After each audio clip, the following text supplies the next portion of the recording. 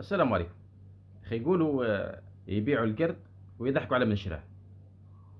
بهذا المثل هذا نبداو الفيديو تاعنا، نحكيو على القمر الصناعي اللي معولة تشريه المروك، صفقة تاع شراء قمر صناعي من الكيان الصهيوني للتجسس. هذا القمر الصناعي هذا كون جاي ينفع كان فعمهم.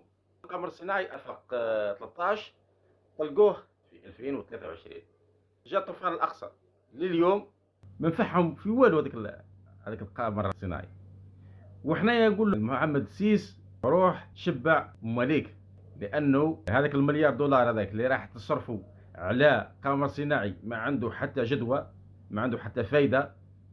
روح شبع الاهل تاعك راهم في ميزيريا، اهل الحوز هذوك لدرك مازال ما سكنوش. الناس اللي ضربها زلزال المره التاليه لحد الان مازال ما سكنوش، مازالوا ساكنين في العاره.